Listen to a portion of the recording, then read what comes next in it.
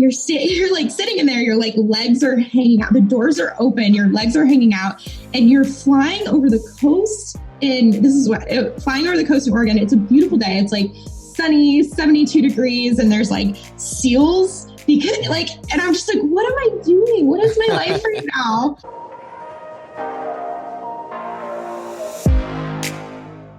Welcome to the Military Bottom Line podcast, where we learn from veterans and those currently serving how to make the most out of a military contract.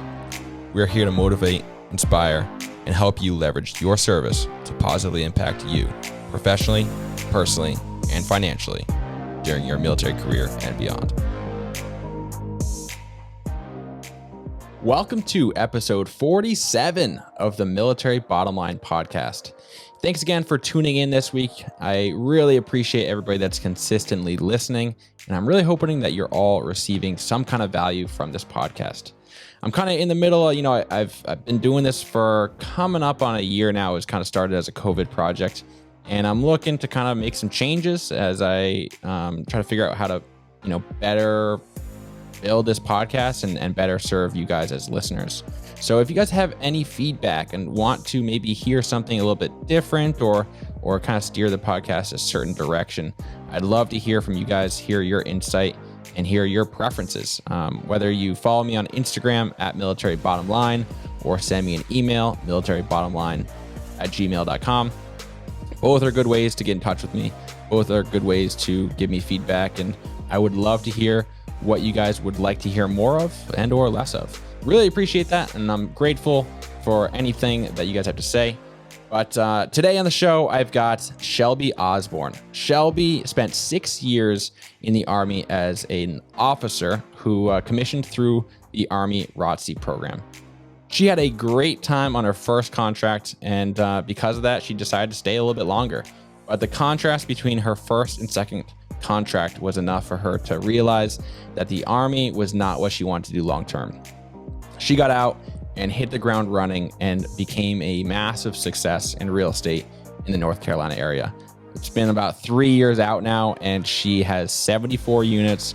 She runs her own realty group, 5 Pillars Realty, and she's absolutely killing it. So we talk a lot about the intangibles that she took away from the Army that has helped her succeed out of the Army in real estate. If you guys are interested in working with her and maybe using the transition programs available to veterans, then I would highly recommend staying tuned and listening to the end, where she provides a potential opportunity for anybody who's transitioning out and wants to do an internship with her. So I hope you guys enjoy this episode and get a lot out of it. I know I learned something that's pretty significant, and I hope to take advantage of it. So stay tuned, enjoy the episode. Good morning, Shelby. How you doing? I'm doing well. How are you? Thanks for having me. Thanks for joining me on this Saturday morning. I know you've got a busy life right now down in North Carolina, right? Yep, in Charlotte right now. Yep. Cool. Yeah, you've come across my viewings on the internet a lot via podcasts and different military and real estate things. I'm like, man, Shelby's killing it. So I'm looking forward to hearing your story. Thanks. Cool. I know you've been out of the military for a little bit, but I kind of want to start from the beginning as to how and why you found yourself in the Army in the first place. Yeah, for sure. I grew up as an Army brat. My dad was in the Army for 24 years and retired when I was in high school. So I've always grown up in the military and moved pretty much every single year, was the new kid always, and did not really consider it for myself until I was applying for colleges. And I wanted to go out of state. My parents were like, we're not paying for that. So you got to figure it out. And I was like, damn it, fine. And my dad was like, hey, ROTC, just do it, 4 years. You don't know what you want to do with your life anyway. So might as well get your college paid for and then figure it out while you're in the Army. And I was like, okay, Dad, fine. So I did ROTC at the University of South Carolina, and I commissioned as a second lieutenant in the Army in 2012. Then PCS, my first duty station was at Fort Lewis, Washington, Joint Base Lewis McChord. And I did my, mandatory time there. And they were like, do you want to stay in? And I was like, you know what else am I going to do with my life? So I stayed in, went to Cabin Square course, and then went to Fort Bragg. And after Fort Bragg, I was like, I'm outie now. Yeah. So that's broad strokes. Okay, cool. So, I mean, why the Army? Did you pick the school that had Army ROTC, or is it because you were an Army brat? I mean, like, why Army? It I'm always was curious. primarily because I was an Army brat and it was the one that I was most familiar with. And I have found that people generally tend to lean towards either what they're most familiar with or if they're a dude, whatever they think is most badass. So, For sure. or girl, whatever. Yes. So for me, it was just like, well, you hear things about all the branches, so they all have their little reputations. And yep, Army was the best fit. Cool. So it sounds like, you were kind of pushed there a little bit by your parents. Did you have like a hope and a goal of like getting something specifically out of it other than college paid for? No. And I would, so people ask me, they're like, oh, like, thank you for your service. I'm like, thanks for your support. All the things we're supposed to say. Yeah. But I think about it, I didn't join the military with some like glowing aspirations to like serve my country and, make a difference and all that stuff. I was just lost. I wanted someone to pay for my college. I didn't know what I wanted to do with my life. And I was like, okay, well, if I commission and I can have 4 years to figure it out. And then after that, I was just like, it's a good fit. Cause my first duty station was freaking baller. Like my whole experience is there. Fort Lewis is amazing. My leadership was, they're the people who are kind of be here at my house in like an hour. Cool. So I've had I'm rambling. Okay. So your first contract was pretty awesome, and that's why you decided to do another.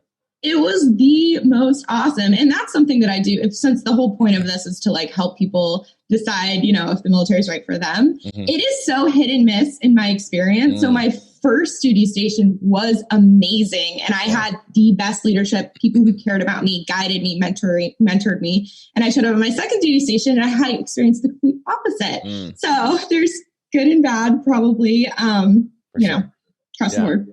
What was your occupation? I was AG, so Battalion S1, which is human resources, I guess. Paper pusher. Gotcha. What up? Gotcha. Yeah. Yeah. So that's how you know Neville. You were in the same. Dude. Same. Oh yeah, I pulled out my little sweatshirt from the unit that we were at. I took over. It's 2nd Brigade, 2508 in the 82nd. Yeah. And Neville was there before me, and I took over after him. He's amazing. He is. Love him. He was on the show a couple episodes back. I can't remember which number exactly. But yeah, super inspirational and doing some awesome things. So for real. So within human resources, essentially for the Army, was that at all related to what you went to at all related to what you went to college for? No. Short answer. I majored in anthropology in college again because I was like, I don't know what I'm doing with my life. And anthropology is interesting, so send it. Yeah. And then when I was choosing branches, I was kind of thinking ahead, like, I'm not sure that the military is everything and HR is very transferable, but I actually did love it. And I've learned so much that have transferred to my business now. Like, I'm incredibly grateful for what I learned while serving, but I got out and I'm not in HR either. So I'm just a hot mess. I mean, I feel like life is a lot of HR. So you still need to be good about administrative work, no matter what you do to stay organized, at least. Yes. So talk a little bit about, because you bring up a very good point. Like, it's a hit or miss units and duty stations. What was the contrast between your first and second? And why was the first one great and the second one you're like, screw this, I'm done? Okay, so duty stations aside, which could play a bigger factor if we wanted to talk about it, Washington State is beautiful and amazing. And Fort Bragg is located in Fayetteville, North Carolina, which is like the armpit of the universe. So besides that, the biggest factor was my direct leadership and the fact that my voice was heard at my first unit. And at my second unit, and I'm not sure if it's just my unit. Most people say it's all of Bragg, but we've always done it this way. And it's shut up in color, keep your head down, just push harder, work longer hours. That's the solution, as opposed to finding an efficient, logical solution, maybe changing a couple things to make it better for the whole. It was just a very closed mindset in my experience, whereas the first one, it was like, hey, there's this idea. And they're like, wow, we're going to take this into consideration. We're going to potentially make changes. Despite the first duty station, you were like a brand new lieutenant new to the Army, didn't really know anything, and they still listen to you more than the next duty station? Yeah.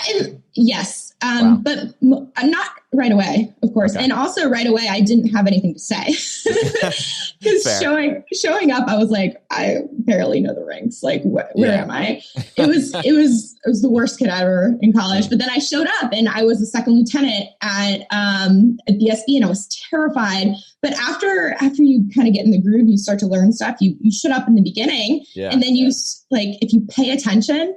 Literally, if you just pay attention and you provide value, people start to notice that and more opportunities come your way. For sure. So I was a second lieutenant in this BSB and like female, brand new officer. And after I'd been in the unit for about 6 months, there was an opportunity to go to air assault school, which we didn't have slots for. We were walking on. And so, you had to compete to even be chosen by your battalion to go to air assault school. So I made it to go to air assault school. And then enough people failed out that I was able to walk on, and I ended up being the distinguished honor grad. Wow. So because of all of that, well, sorry. I don't know everything about the Army. So air assault school, is that like jump school or no? So it's rappelling. It's rappelling and helicopters and sling loads. So it's very detail oriented, and the fail rate is high because you have to identify deficiencies quickly in a time crunch. And there's 2 written tests and a hands-on test, and then it's also physical. So it is one of the harder schools. Yeah. Yeah. Was there any that wasn't part of your job description. So it was just kind of like an opportunity that you saw and took advantage of. Yeah. And that's what I kind of mean by and a lot of people will get really frustrated with the military, especially since it's a time-based promotion. It's like, you're getting paid the same as that shitbag over there who's not doing jack shit every day. Yeah. So it can be really frustrating. But one of my key takeaways is if you put forth true effort, if you go in with a positive attitude and try to bring value to your unit, you will be, not always, but often you will be rewarded with opportunities. Absolutely. I think, kind of like what you said with the military, it's time-based promotions. And so I think people join hoping to push themselves and hoping to kind of always push for excelling and to do well. But then they kind of realize that once you get there, you can kind of skate and then it's all on autopilot. And so I feel like there's a line between those that continue to push themselves to exceed and then the others that kind of just drone on. And so 100%.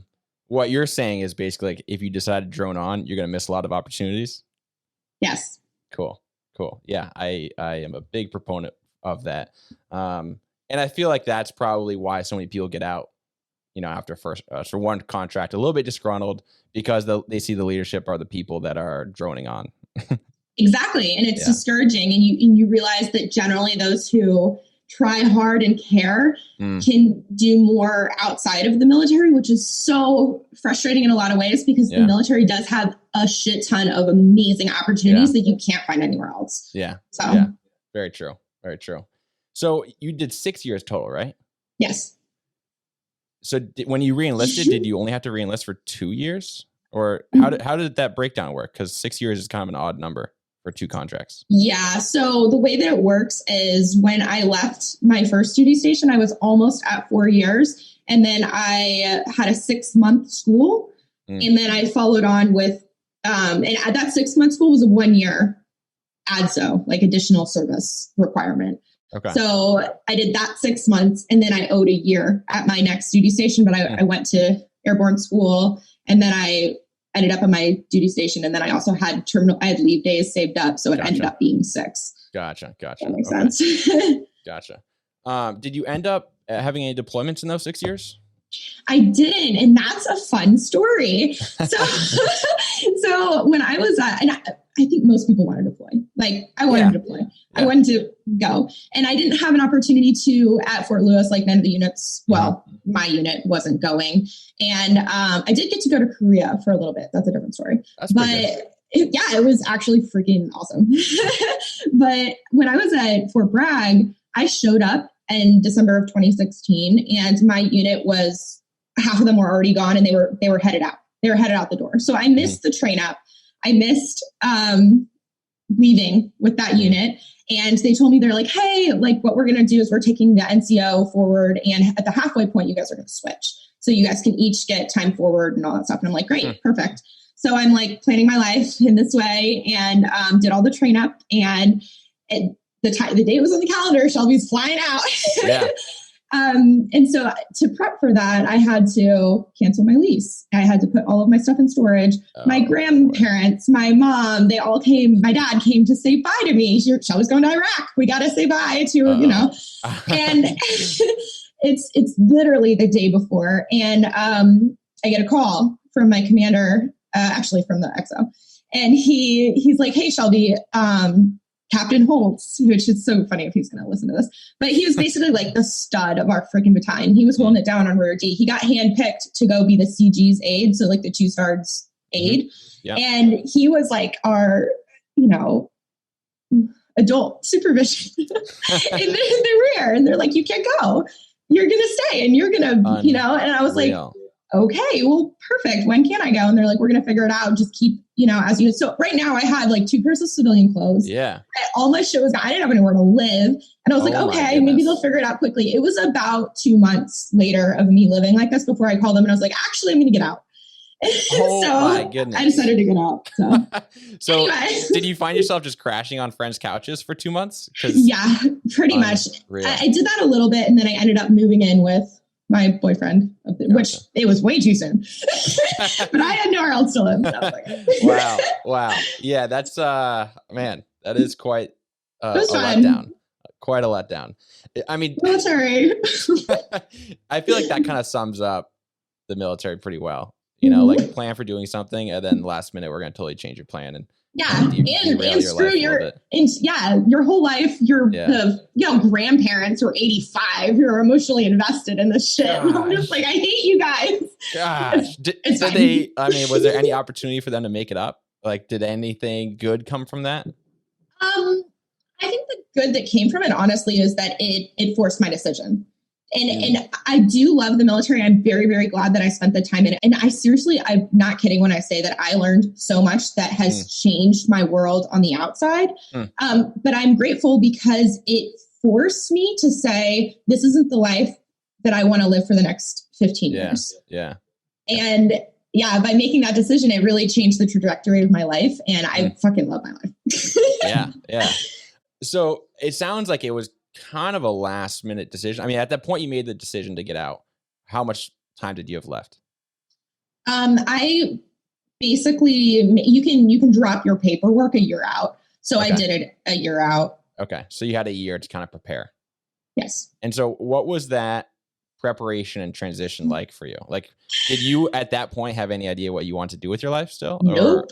Wow. Okay. I literally had, and they always counsel you about this. They're like, which is true. You should always have a plan, all that shit. Yeah. But I'm like, I know this maybe is overconfident. I'm smart. I can figure it out. Like, whatever. If I can get a job somewhere. But at that time, actually, I was increasingly frustrated with the inefficiencies of the military. I was increasingly frustrated with the amount of work that I was putting forward, whereas my peers who were on getting paid the same amount weren't. Yeah. And so a lot of these factors contributed to my change in mindset, where I wanted to go into something where I didn't have to trade my time for my money. And I didn't want to cap on the amount of income that I could make in a timeline. Yeah. So all of these factors combined with the fact that I was introduced to real estate and the idea of if you invest in rental properties, then they will pay you. You do the legwork up front, and then they will pay you for the rest of your life. Yeah. I was like, perfect. Yeah. Real estate's cool. Let's do it. So, I'm really curious because I feel like not many people make that connection to like trading time for money. And at what point was that kind of brought to your attention? Because I don't think a lot of people in the military really think of it, because they're just, obviously in that contract and whatever happens kind of thing. Well, I think it is. And again, I'm grateful to being at Fort Bragg because the workload was very intense. And I have this fucking issue where I can't not do something the right way. Like I fucking have to do it right. Okay. Which, it's a good problem. So I was waking up at 3:30 in the morning and working until 7:30. And I was like, this is not the life that I can sustain, nor can I have any sort of life outside of my job. And so it all came down to like the time. And I was like, well, how can I be free? And that's, I don't know. It was, I guess, because it sucked so bad. Yeah. So, I mean, it's almost like a good thing it sucked so bad. Exactly. It showed you like, okay, this is not what I want. How do I get the complete opposite? Yes, because I actually thought about that a lot. Like if I had the same experiences that I had at my first duty station at Brock, I'd still be in. And I'm actually really, really glad I'm not. So towards the end of it, you started researching real estate. I mean, how did that start going off in your head? Yeah. So I was introduced to Bigger Pockets. If those listeners out there, you guys don't know biggerpockets.com, you should probably get on there. It's like the best thing ever. And it's free. And then also I got hit up by those MLM people, like those multi-level marketing people. Oh my goodness. I feel like everybody transitioning out of the military gets hit up by that. Dude, yeah. And they gave me some Robert Kiyosaki to read. And I was and actually it wasn't Rich Dad, Poor Dad. Everyone thinks that it's Rich Dad, Poor Dad, but it was the Business of the 21st Century, where they have a chart in there where they talk about, it goes employee, self-employed, cash flow quadrants. Business. Yeah, business owner, and then investor. Yeah, that's it. Yeah. And after I read that book, I literally came into PT the next day with my soldiers. I was like, guys, get around here. And I'm like drawing on the whiteboard. And I'm like, guys, we're freaking employees. We're working for the man. We can be investors and work for ours. You know what I mean? Yeah. And they were half asleep with like their monsters and cigarettes. And they're like, shut up. Why are you crazy? Yeah. It's one of those things where it's like somebody has to take that step to look for that information themselves to actually, appreciate it. Totally. Like you can tell somebody that kind of information 100 times, especially, at morning PT, and they're just like, I don't care. Like, let me do my thing. Dude, the coolest thing about it though, is that, so they didn't listen then and they didn't listen the next day. And when I got out of the military, they were like, whatever. But on Instagram and on Facebook, they've been watching now for 3 years, and they hit me up and they're like, hey, I'm out of the Army. I'm thinking about getting my license. Hey, I'm interested in real estate investing. Like, so it's one of those things where it's like the consistency of it compounds and it gets in their subconscious. And I'm so fucking stoked for them. Yeah, that's awesome. That is awesome. So what were your steps? Cause like going from Army officer to now you own 74 units, you're CEO of, your own real estate brokerage. Like how long has that taken? That's been how many year process? 3 years. 3 years. Yeah. Technically I got out on January 22nd, I believe, 2018. Mm-hmm. So 3 years and a couple months since I got out. I mean, that's crazy to accumulate that number of units in that short amount of time. And like how, I mean, obviously it's not as simple as like saying like, do this, this, and this, but like, I mean, how did you even figure that out in such a short time frame? Dude, I did not figure it out in the beginning. I was out there freaking swinging, not even know. It's hard. Like, there's no like direct instruction manual of like how to pave your own path in life. Yeah. And so when I got out, I had already used the VA loan. I bought a condo in Washington. So I had one door at that point. Okay. And then before I actually got out, it was October of 2017. I bought a duplex using like conventional financing where you have to put 25% down. And I learned real quick that you can only really do that once before you're like, oh, my money's gone. Yeah. Yeah.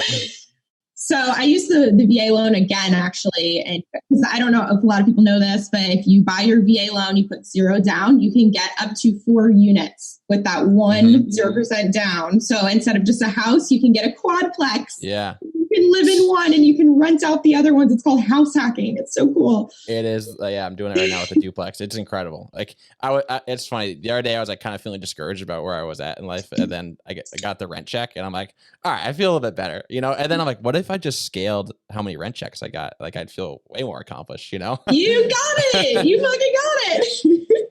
So yeah, it's a lot of fun. And I mean, you said you had a VA loan and a condo and then used it again. Did you sell the condo or how did you free up?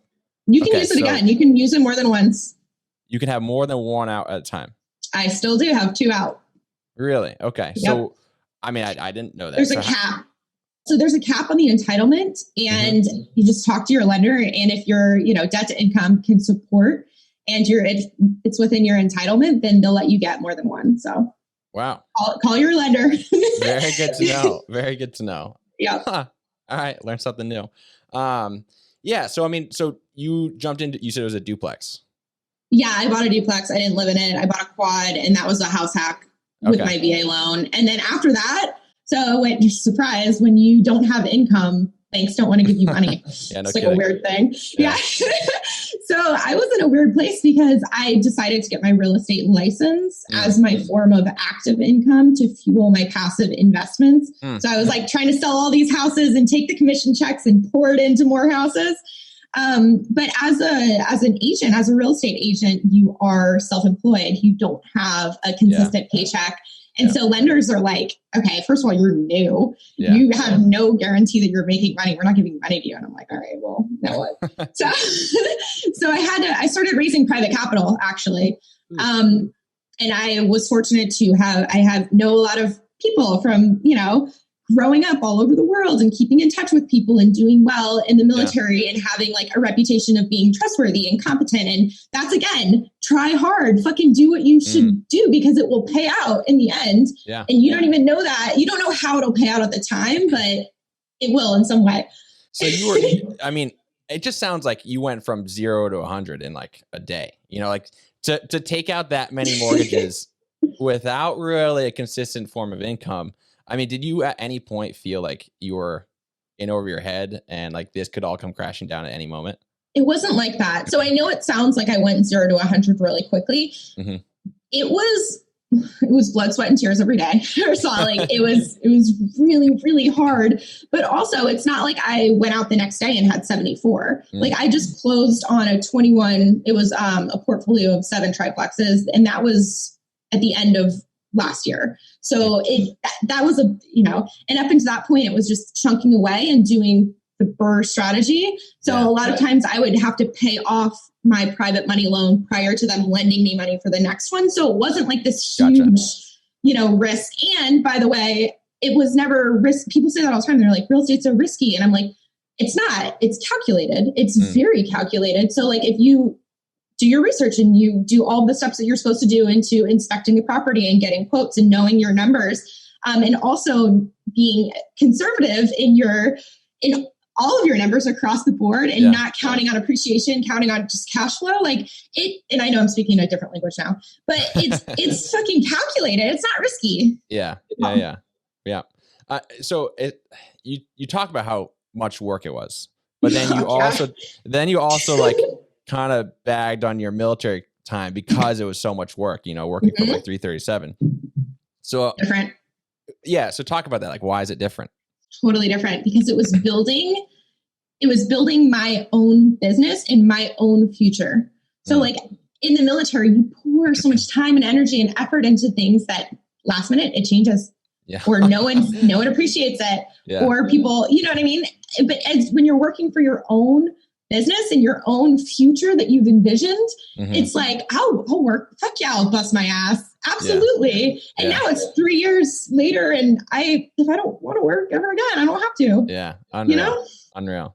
Yeah. You have it's kind of a bigger purpose behind your work, Totally. Rather than, just like you said, doing something that could all of a sudden become worthless.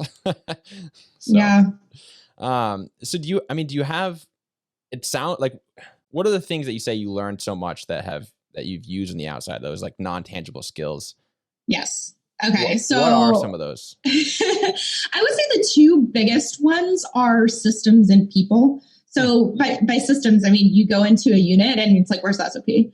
Or you don't have an SOP, build one. So it's the idea of having standard operating procedures for each thing that you do and document things as you go, build, continuity books, all of that stuff is so helpful in expanding quickly. Because when I first did it, my first year in 2018, I was individual agent. Like I didn't have my own brokerage. I didn't have a team of people. It was like Shelby against the world, or Shelby with the world, whatever. Sure. But as I went, I documented things and I saved all of my emails that I send consistently to drafts, and I saved, checklists, because I'm not going to think of anything twice. Like, my mind is like, if I think it through and I make it the way it should be once, I'm never going to waste time on doing that again. One and done. And so because I had this mindset of like processing as you go and checklists, it helped me automate, because clients will ask you the same questions. Yeah. And so now you can just send, change the name, send, easy. And then also, as you hire, even with all of the automation and systems possible, you still hit your cap where you're like, I can't do any more in one day. And so then you bring on more people. And as you bring on more people, I had something to give them. Here's your checklist. Yeah. Now your job is to make it better. When you learn something, you plug it into the system. And that's how our systems have grown from that baseline. And now they're the ones who maintain and make it better every day. So that, and then with the people. So I was battalion S1. By the time I got out, I was different positions, but, and as like the, OIC of the S1 shop, I had my NCOs and my soldiers, and it took time over being in the military, but like, you learn how to delegate. You learn how to give guidance, intent, and then follow up to make sure that it's done correctly. But like, the idea of being able to leverage and then grow your people into independent operators has absolutely changed my world. Yeah. Awesome. Unreal. And counseling too. We do like initial, we call them reviews, not counselings, but we do 30-day, 60-day, 90-day. And after that first period, quarterly reviews about, literally it says sustains, improves, goals, way ahead, like the whole fucking Army shit. Yeah. So you definitely kept some of that stuff, even though you weren't maybe loving it at the time. Yeah. And that's what I'm saying. It's helped me so much. So it's funny because you were talking about when you went to brag, and like, they're like, oh, well, this is the way it always was. And so they have these SOPs and these systems, but at some point, those systems maybe aren't as reliable as they were initially.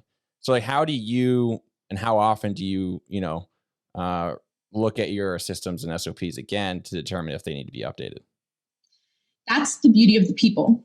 So by bringing on the right, because I'm not in it every day. Like I don't want fires anymore. So like, I don't know the changes that need to be happening. And so as that's what, during counselings and as they're joining the team, it's like, hey, look, this team relies on feedback from everyone. Like your voice will be heard if you speak up. If you see something that's inefficient, if you see something that doesn't make sense, tell me, we're going to change it. Because that's what we're here for, is like, and it's the idea that it's okay to constantly be changing, because people will get frustrated by that. They'll be like, oh, we just updated this 2 days ago and we always have to change it. It's okay. That's the way that the world works, because people are going to change. Technology is going to change. The world is going to change. And if we have to just be constantly adapting, flexing, and embracing those changes, and if you change your mindset and you're happy to make changes because you're constantly getting a little better, then everyone gets on board. That's awesome. So I mean, after 6 years, it sounds like you don't regret the decision to join, to do it. No, not at all. Would you encourage somebody else to do it? Yes, carefully. Carefully. Okay. Speak more on that. I mean, how carefully? So what I see the biggest problem being normally is that people come in with expectations that are not realistic, and it's not their fault. They watch, Black Hawk Down, and they watch, all the movies, and they're like, this is fucking badass. Like, I'm going to go and I'm going to kick in doors and I'm going to change the world. Yeah. And then they show up, especially officer side, they're going to show up and they're going to do PowerPoints and they're going to brief and they're going to do, like shit detail. And I mean, everyone does shit details, but I'm just talking about like, it is not kicking in doors. It's not every day doing the cool stuff. And so I think that what I mean by carefully is that the military has amazing things to offer, truly. But by managing your expectations up front about what a day in the life is, you won't be as discouraged, frustrated, pissed, all that stuff. Because the day in the life is a lot more monotonous than you think when you watch the commercials and TV shows and stuff. Totally. Yeah. I think I realized, I don't know if it was because of the Marine Corps or just like through my time in the Marine Corps, is that like I hype things up in my head so much more than reality actually provides. And so it's always like a good reminder, like, all right, like taper down what I'm expecting and just kind of like have a more realistic expectation, and I'll be less disappointed. Maybe that sounds a little bit pessimistic, but sometimes that's how the military goes. No, it's military and it's also life. Like I tell my agents that all the time. I'm like, no one's going to be pissed about something going a certain way if they're expecting it. Yeah.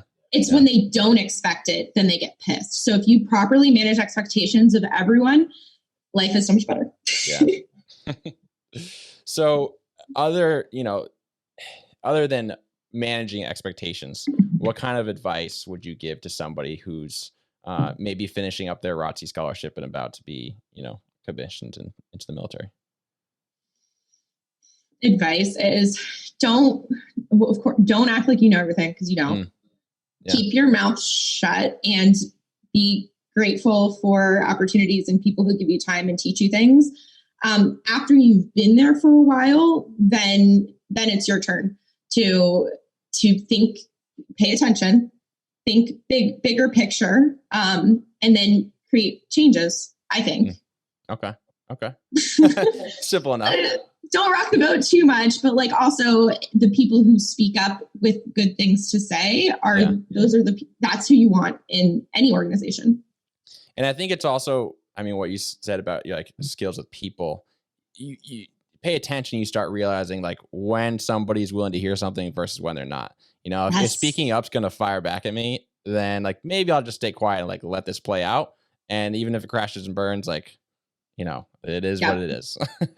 Dude, people mastery is everything. So like, I talk about this book all the time, but How to Win Friends and Influence People was very influential for me. And then also just like, I geek out on personality types, like the Myers-Briggs, the DISC assessment, the Big Five, like all those things, because it's interesting to, of course, understand yourself, but then also understand people. And if you understand like different aspects of people's personalities and understand that when they react, it's because of something else. Like, just like being able to, people mastery is so important. Yeah. Interesting. Do you give Myers-Briggs tests to like all of your teammates? Sure do. Sure do. Are people like hesitant of that? And I feel like if they don't nerd out the same way on it, then they're like, why am I doing another one of these? Like, come on. I think that I haven't experienced that, because I feel like most people are so excited to like be a part of it that they're like, I'll do it. And then they get interested in it too, especially since like our culture is pretty good. And so people are always talking, and then they like put in memes and like jokes about like the Myers-Briggs and like, like shit on each other, but in like a fun way. So if you don't get it, then they're going to figure it, like the new kids are going to figure it out, Sure. So you've mentioned a couple of times like how there are great opportunities in the military. And what is one of your favorite opportunities that you found and experienced and that somebody else could, emulate? Yeah. So I think ROTC really is great. I did it. And then also the other one, this is kind of on the way out, but a lot of people don't know about the career skills program. Do you know about that? You guys talk about that? Is that the same as SkillBridge? I think so. I think it's the same. Yeah. Speak on it a little bit, because I didn't know about it when I transitioned. Freaking neither.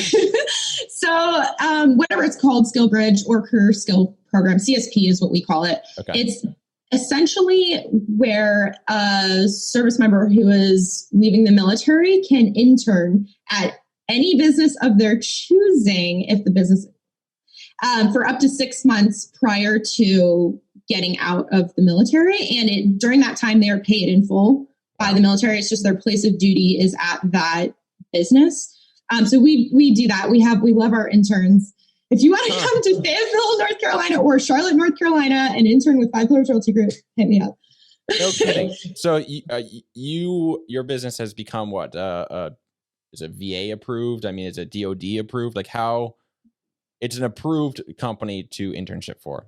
Yeah. So yes and no. So they have 2 different versions of CSP. They have the one that is like, if you go to the SkillBridge or career, whatever it's called, skills program, like website, like they have like businesses listed on there, which we actually applied for, went the whole process and then decided not to proceed because they have like a lot of rules about like classroom, how many people you can, whatever. And so what we do is the local version. So in Fort Bragg, for people who are getting out, it is, if they're like, hey, we're interested in real estate, we are the team where they're like, hey, this people will, like, we've approved them in the past, and we're locally approved, not like nationally approved. Gotcha. However, we will take interns from anywhere. We had one from Hawaii who came and Wow.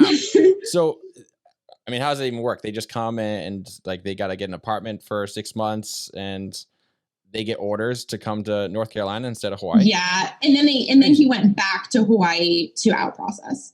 Crazy. But it is harder because they're not going to pay you. Like the guy paid for his own housing, and like we don't pay for housing. So that is something you have to consider. Yeah. Yeah. Wow. Yeah. That sounds like they've developed that a little bit, because I definitely didn't know anything about that. But the idea that you can kind of get a head start in that transition and still get paid by the military. I mean, you know, and I think that goes back to, you know, working hard and like building a good reputation for yourself. Because if you're a turd and you ask for these things on your way out, people like probably won't give it to you. Right. But if you've worked hard and like done everything required of you for the past X number of years, that last year you're in is like probably the greatest opportunity within the military, is to do like pretty much whatever you want to make sure that transition goes smoothly and still get paid. You know, it's totally, yeah, unreal. I mean, yes. I took advantage of like the terminal leave and like space A. So I had a little bit more fun rather than like pursuing something, you know, productive. But either way, like that last chunk is like, yeah, don't waste it. Don't waste it. We have, so a lot of people who intern with us are interested. They're like the investor mindset and they want to build their passive income. And so a lot of them will try to, they follow the path that I did, and a few of my other agents who have done really well, where they've gotten their license to be a real estate agent to fuel their passive investments. But the cool thing about like the CSP is like, go to real estate school, duh. Like, so they can come and they can work with us on like Monday, Wednesday, Friday. They can go to real estate school on Tuesday, Thursday. By the time the program's over, they're licensed. They're already trained by us. They're already working with clients. Wow. And so they're like ready. And day one. For you as the business owner, I mean, it's like the best deal ever, because it's kind of like training up people for free. Like it doesn't cost you guys anything, maybe a little bit of patience, but yes. And it's so worth it. And it's I mean, we use the intern labor as well. So wow. Awesome. Yeah. So if anybody is interested in that as they're transitioning, they can go to your website, I assume. Mm-hmm. Yep. 5 Pillar Realty Group. 5pillarsrealty.com. 5pillarsrealty.com. 5pillarsrealty.com. I'll put it in the description. Okay, good. Oh yeah, I just verified 5pillarsrealty.com. You forgot your own website. Yeah, it's fine. So I like to kind of close up with a little bit of the same stuff. And I like to give an idea of the spectrum of like the best day you had in the military, where you're like, I can't believe I'm getting paid to do this. And then the opposite of that, when you're like, I'm not getting paid enough to do this. There's so many of those second ones. I would say one of the coolest experiences was so when I did air assault, the helicopter rappelling one as a second lieutenant, and the school was like a mobile training, whatever. They came out and like 300 people went to school, and it was in Oregon at like a National Guard training center that was on the coast in Oregon. Yeah. And it was like the end of one of the days where we got to take a Black Hawk helicopter ride, and you're like sitting in there, your like legs are hanging out, the doors are open, your legs are hanging out, and you're flying over the coast. And this is flying over the coast in Oregon. It's a beautiful day. It's like sunny, 72 degrees, and there's like seals because like, and I'm just like, what am I doing? What is my life right now? And that was a really cool experience. Yeah, that's awesome. The bad ones are, I mean, it's you've heard enough of my horror, I feel like. Yeah, that's probably true. Yeah, that's probably true. What about your favorite place that the military took you versus your least favorite?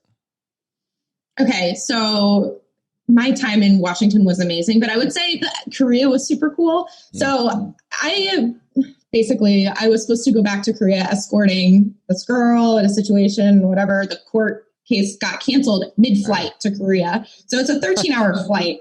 Another instance of them canceling things last minute. Yeah. But so now I show up in Korea and they're like, we're not going to reschedule your flight. You have 5 days here. Like, Sweet. figure it out. And I was like, perfect. Yeah. So I was in Korea for 5 days, and I had a friend there who had a car, and we like hiked mountains. We met monks. We went to Seoul and the marketplace where they have like dog heads and like octopus and like and kids like playing soccer in the street with like authentic Korean little tiny hole in the wall restaurants. Like, it was such a cool experience. Very cool. It was very cool. And least favorite that the Army took me. Bragg. I would. Well, it sounds so bad because Bragg was the best and the worst. Okay. That's hard. I haven't been that many terrible. Like, I'm good. Okay. All right. Cool. Good answer. Awesome. Well, I appreciate your story. It's like super fast paced, and I'm stoked that you gave me that nugget that I could use the VA loan twice. So I will definitely have to go look into that. So I hope somebody else got some information out of this. And yeah, any closing parting wisdom? No time like the present. So act now if you're interested in stuff. And then also extreme ownership all the way. Like, there's no such thing as self-pity.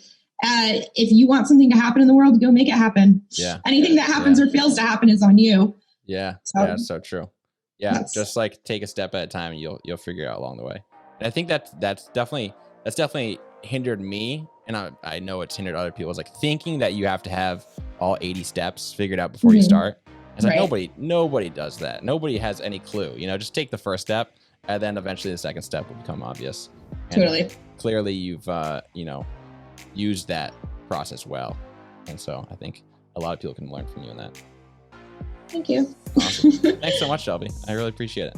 You're welcome. If anyone wants more information on me, Real Estate with Shelby Osborne on Instagram and on Facebook, and then 5pillarsrealty.com. Hit me up if you want to invest or buy or sell, or shameless plug, obviously. Of course, yeah. Intern. And yep, that's it. Cool. Awesome. Thanks so much, Shelby. Enjoy your morning. Thanks. You too. Hey, everyone. Thanks for tuning in. I really hope you enjoyed the episode with Shelby. I learned a lot, and I'm really hoping you guys got some value out of that too. If you guys are interested in contacting Shelby and maybe working with her in her realty group, she can be found on Instagram, Real Estate with Shelby Osborne. Or if you go to her website, 5pillarsrealty.com, you can find out more information there.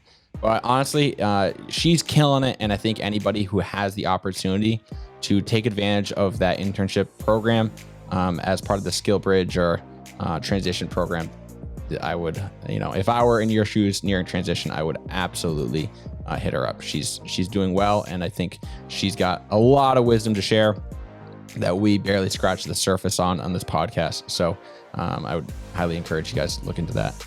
But thanks again for tuning in. If you guys aren't already following me on Instagram @MilitaryBottomLine, that's the best way to contact me. If you have any questions or concerns, or any feedback or any questions, I just love to chat with anybody. So as I continue to make this up. All right, guys, thanks so much for tuning in. I'll see you guys next week.